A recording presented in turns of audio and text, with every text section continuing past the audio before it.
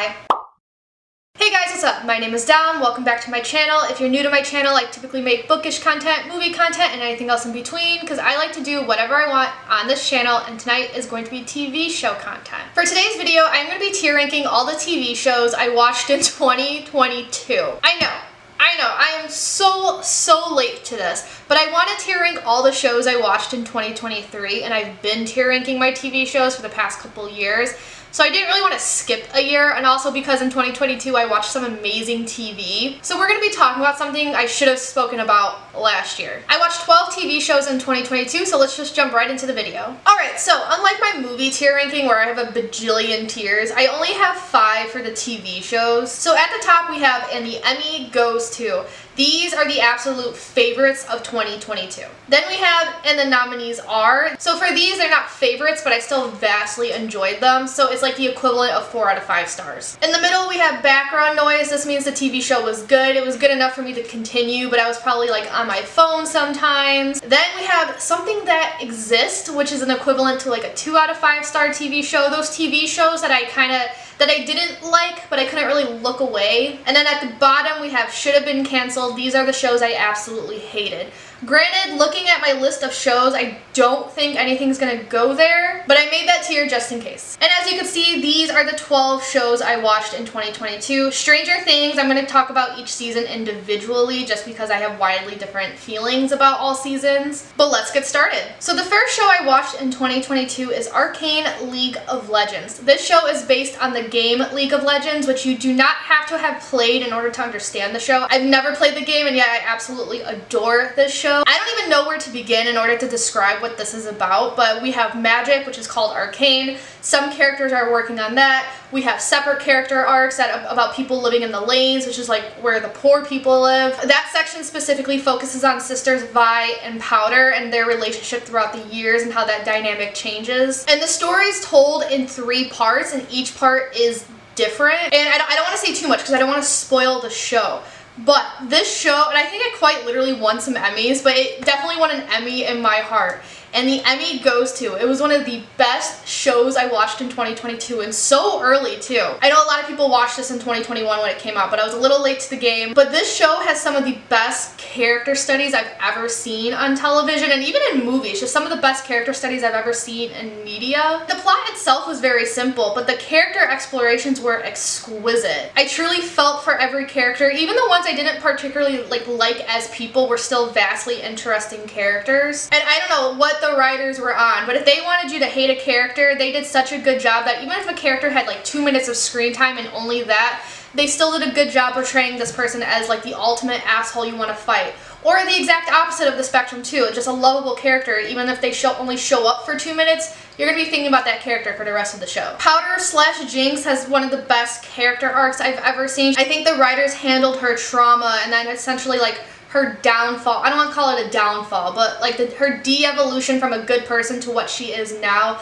I think they handled that very well. I can go on and on about the characterization of this show because that's truly a strong point, but it had other strong points too. I loved the animation in this. I love the animation style, like what the characters look like, but I also love the type of animation. The way they made the show made you feel like you were playing a video game, which I thought was so smart given that's what it's based on. And also the soundtrack. Oh my god, every song in this TV show is an absolute banger. I still have those songs on repeat to this day, and I'm so excited that season 2 got it. Like, nobody fucking moved about season 2 being announced because that means peak television is coming back, and I cannot wait to see what they do with these characters. But next I watched an anime called Your Lie in April, and this is about a boy named Kosei who is a pianist. He's in middle school and he's a pianist, and he meets a violinist whose name I actually cannot remember.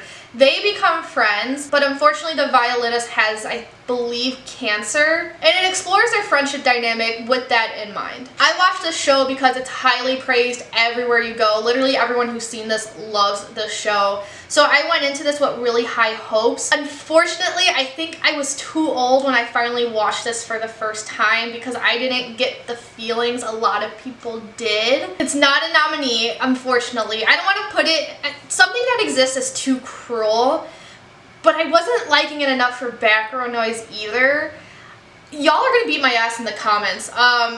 but I am gonna put it on the high end of something that exists. Truly, I just think it was a victim of me being too old watching this for the first time. Because you can argue there are romantic undertones to this. And like, these characters are in middle school, and I was watching this at 24 years old. I wasn't relating to it. I was kind of connecting to it, like, oh yeah, I remember those days, but at the same time, I'm like, I just wasn't into the story, which is so sad because it actually is a very beautifully tragic story, and I'm so upset that I couldn't connect with it. But despite all of those grievances, I did feel kind of sad at the end, so the end did get me. And the animation and the music is beautiful, but unfortunately it's just not one of my favorites.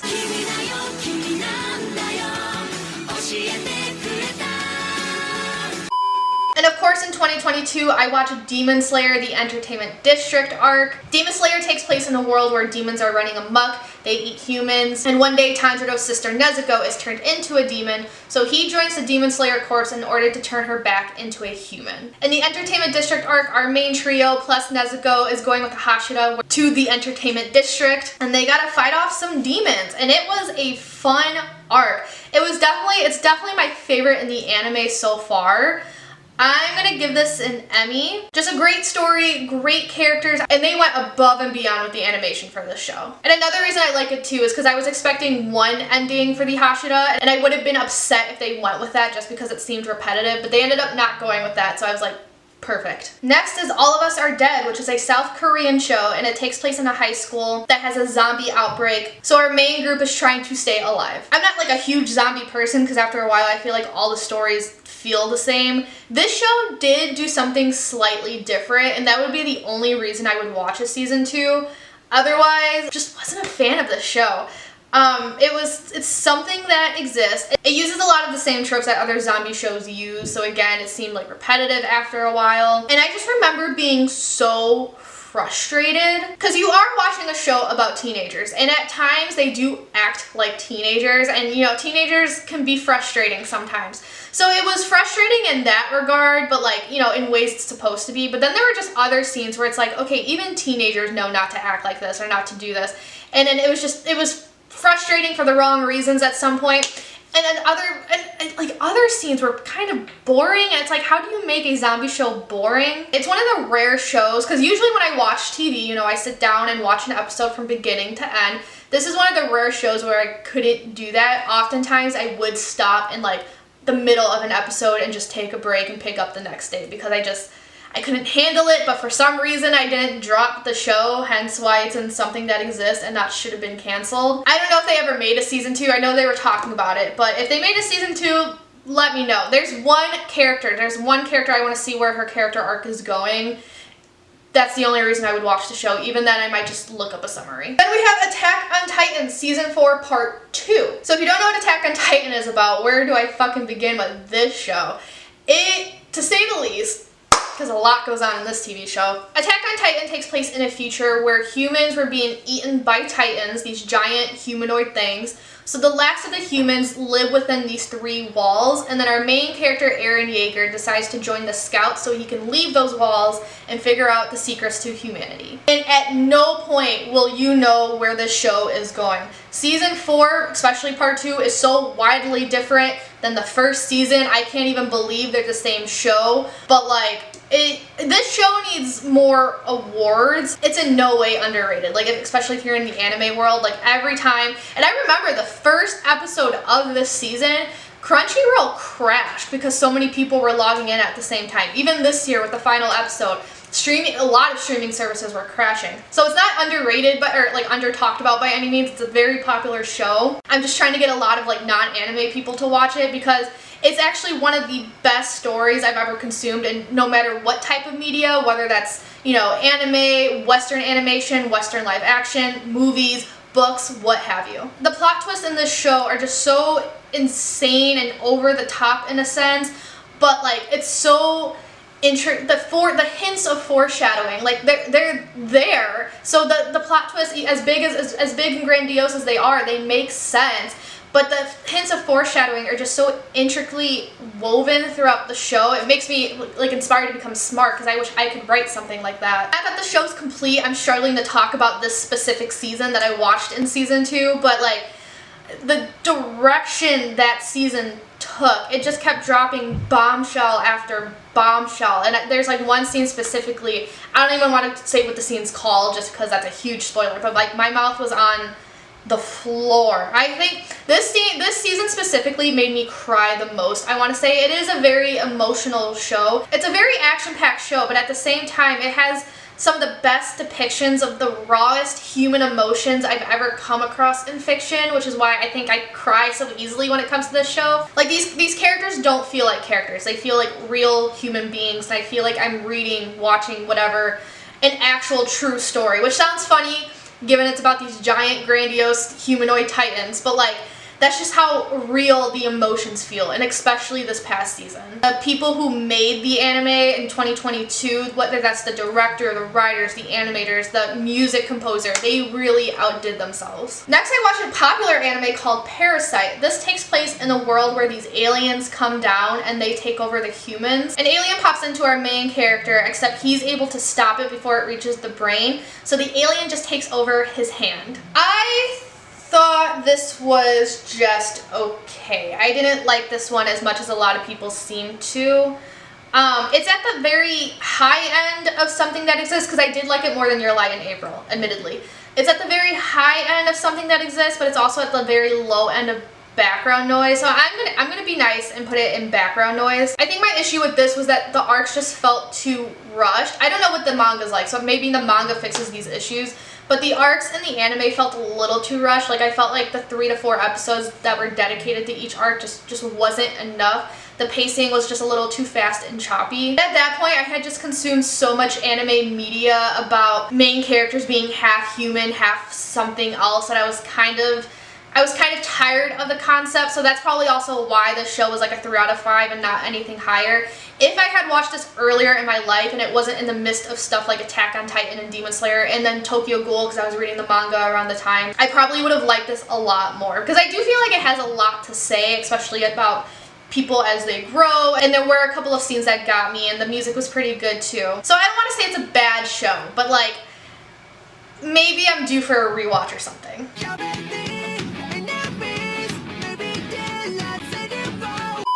Next we have Stranger Things, which is basically Dungeons & Dragons coming to life. So I decided to watch the first 3 seasons in preparation for season 4 because I had forgotten so much. I didn't realize how much I had forgotten until my rewatch. It was actually kind of astounding. Each season felt very different to me, so that's why I'm rating them separately.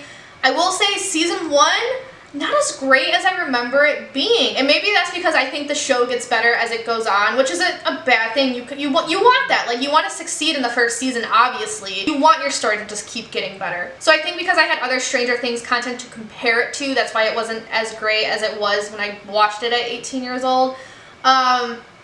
So I'm gonna put it in background noise before Parasite. But Stranger Things 2, I remember being blown away when it first came out, and I thought it was so much better than season 1 even at the time, and I do still think so. I'm gonna put this in the nominees. Quite frankly, I feel like season 2 has some of the best acting in the show. Next we have season 3, which I also vastly enjoyed, but thinking about it, I do think I still like season 2 better. I'm gonna put this in the nominees though. I do remember bawling my eyes out when I first watched season 3, especially near the end. And let me tell you, in 2022, I bawled my eyes out once again. That being said, season 4, maybe this is due to recency bias, I don't know, but I think it is the best season of the show. I'm gonna give it an Emmy, but where do I want to put it? Do I think it was better than these? No, it's gonna be at the lower end of an Emmy. I loved season 4. I loved the horror movie aspect to it, and I loved all the other things from the 80s they were bringing in. I did really like Eddie as a character. I think Twitter overhyped him. I think at the end of the day, he is just some guy, but I didn't dislike him either. I thought he was a really cute addition to the show. But the acting this season, I know I said season 2 has some of the best acting, but I do think season 4 also has some of the best acting as well, especially from Caleb McLaughlin, who plays Lucas. That is my son. Lucas is my son.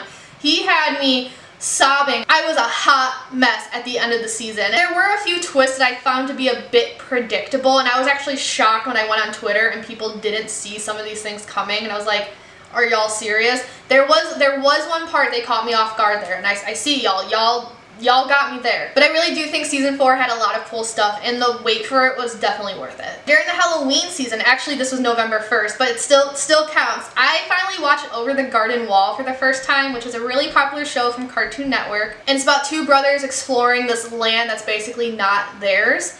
I watched it all in one go. It's only like 12 episodes, and each episode's like 12 minutes long. I thought it was really cute. I'm not gonna give it a nominee just because my attention was waning a few episodes, and overall I thought it was just okay. However, I really like the explanation for everything at the end, where all these episodes, because the show seems episodic, but at the end you find out it really isn't, and they all are interconnected. And I thought they did such an excellent job with that I feel like the show would be really, really fun to rewatch. But even though it's in background noise, I still recommend it. It's very cute. It has Jesus Christ. It's very cute. It has excellent fall vibes, especially like the whole pumpkin town. And the foreshadowing, now that I know the end, is actually exquisite, especially for like a kid's Cartoon Network show. Then we have Wednesday, which is about Wednesday Addams, who goes to a boarding school, but the boarding school is for the kooky and the creepy, such as werewolves, vampires, mermaids, etc., etc. And then she has to solve a murder mystery. And you know, I know it's really fun to hate the show on Twitter now, because like I never see anything positive about the show anymore, but I really loved it, and I still do. Do I love it more than these? No, I'm gonna put it, I'm actually gonna put it here. Like, is it the greatest thing of all time and the greatest Addams Family content of all time? No, but I had a lot of fun with it, and I've always loved the Addams Family ever since I was a little girl. It's like one of my special interests, and it hit all the things I wanted it to hit. Wednesday Addams has also always been my favorite character ever since I was a kid, so it was really fun having a show about her, and I think Jenna Ortega did an amazing job portraying her. Like, she truly felt like Wednesday. Literally the only thing that bothered me about this show is that people kept saying Christina Ricci is the original Wednesday Addams and she's in it. And while it's true that she's in the show, it's not true that she's the original Wednesday Addams, because the Addams Family had a TV show in the 60s, and I feel weird for critiquing this, not knowing the original actress's name, but I will look it up and put it in this video, so shout out to her. And rest in peace. I think she passed away, actually. So rest in peace, girl, I remember you. Not your name, but I remember you, and I love you. You deserve all that credit. Ooh, you know what else I really did like, though? Catherine Zeta-Jones as Morticia. Like, can we talk about that and how gorgeous she looked? Like, literally everyone who has ever played Morticia has always looked gorgeous. Even the Broadway version of Morticia. Morticia just always slays, no matter who it is. Alright, the rest of these TV shows are just going to be anime. We have another Emmy. So I watched Spy X Family. I'm also wearing the shirt, and the shirt has the same poster. But I watched Spy X Family, which is about a man named Lloyd, or his spy name, I should say, Twilight. He is a spy for the West, and they do not want war. So in order to prevent war, he has to do Operation Strix, which means create a family, send a kid to school, meet people, blah, blah, blah. So he adopts a little girl named Anya, and him and a woman named Yor get married to each other. Yor does not know that Lloyd, his family name, is a spy. Lloyd doesn't know that Yor is an assassin, and not just any assassin. She's an assassin for the people he's fighting against, the East. Neither of them know that Anya is a telepath. Anya, being a telepath, knows everything. She can't quite comprehend the gravity of it all because she's only between the ages of 4 to 6. So despite the show being about a fake family, there's still rom-com vibes to this, and I'm not the biggest rom-com fan. I'm also not the biggest slice of life fan, because that's what this show is. It's mostly slice of life with shonen elements. However, this is one of the best shows I watched in 2022 and in 2023, but I'll get to that in another video.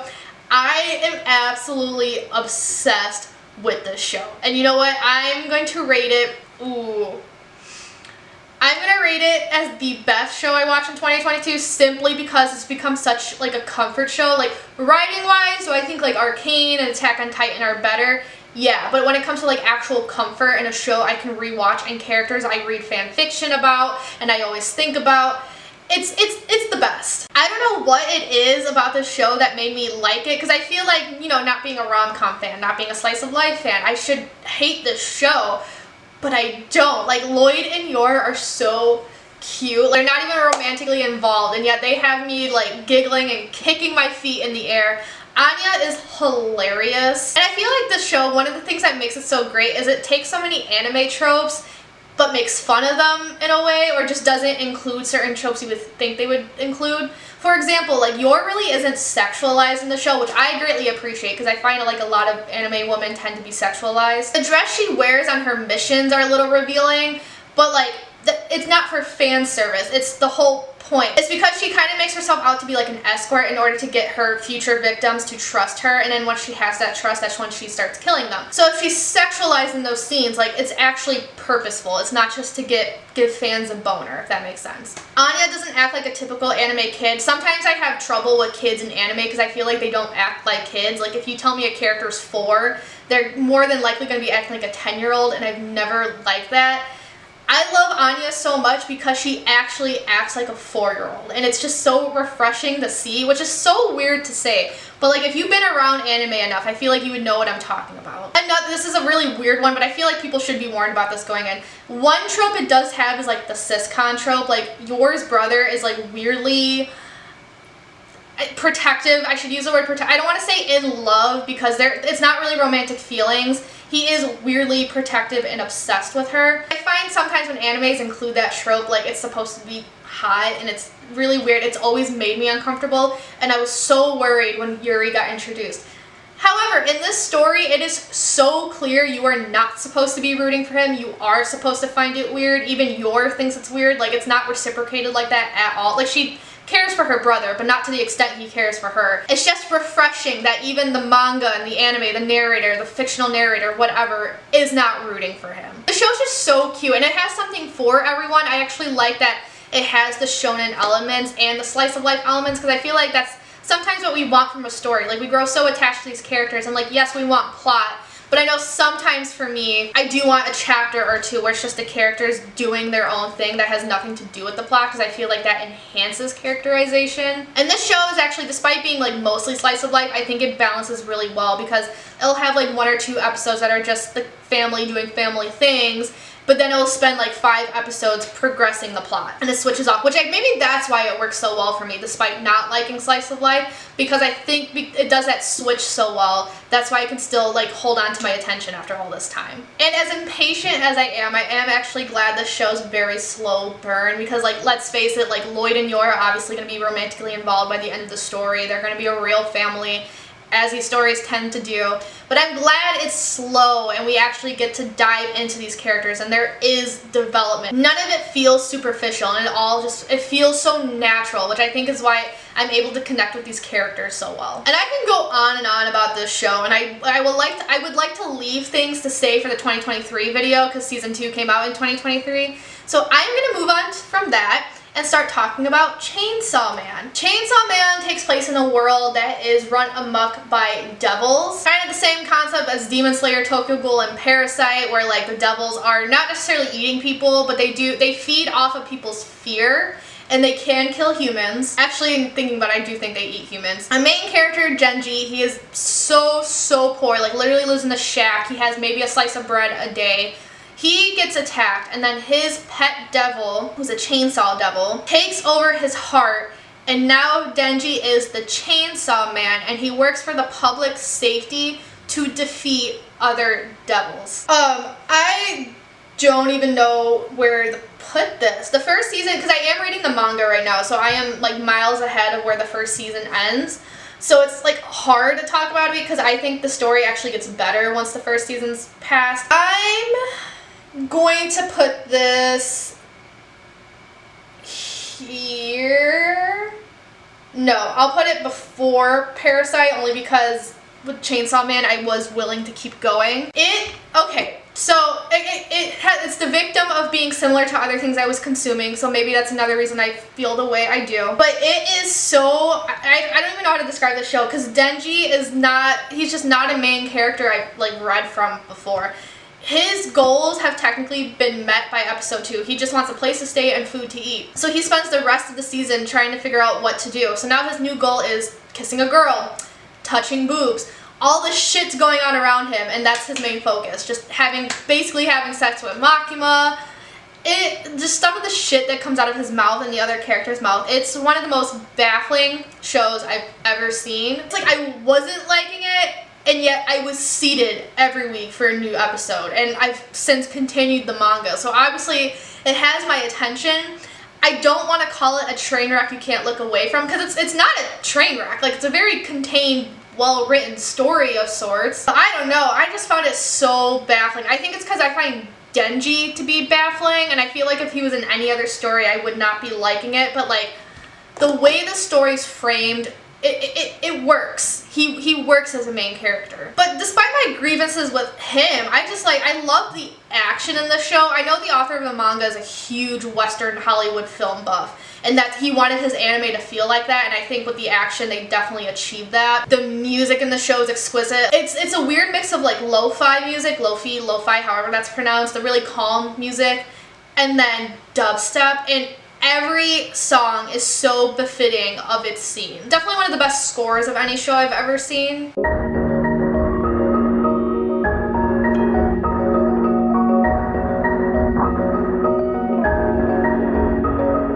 And one character I'm really interested in seeing and how her arc goes is Makima. I have been suspicious of her since she was first introduced, and now where I'm at in the manga, I have all the reason to be suspicious.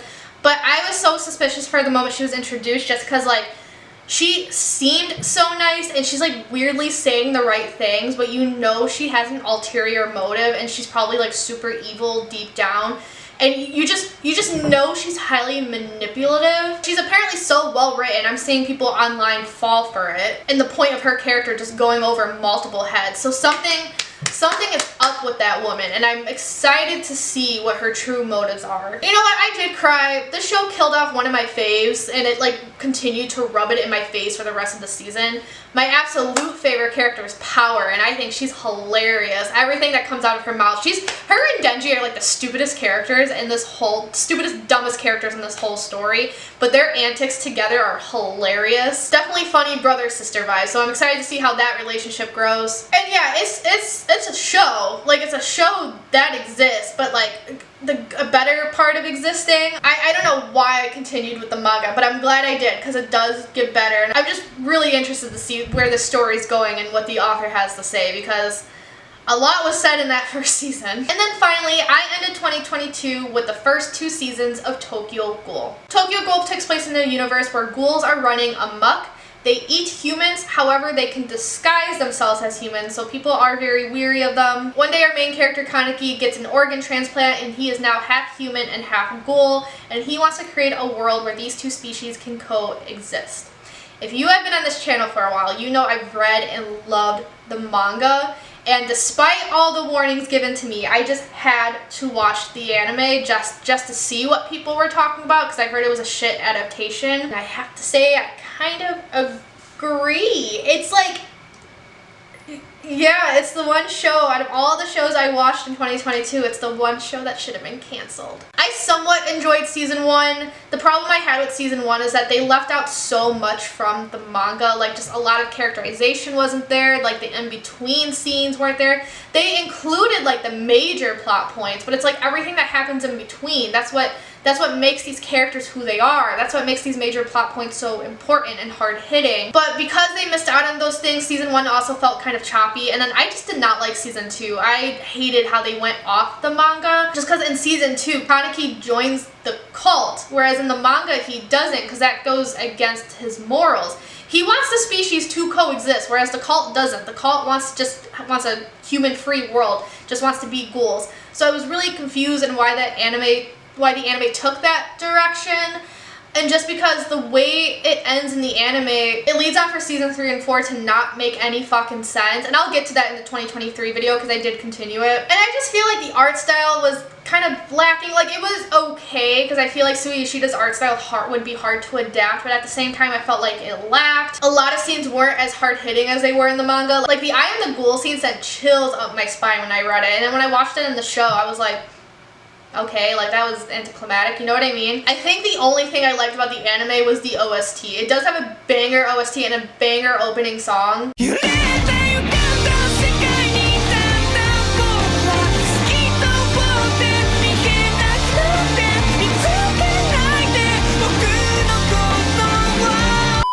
But if it ever does get a remake, I hope they keep Unravel as the opening and the OST, because the OST goes so hard.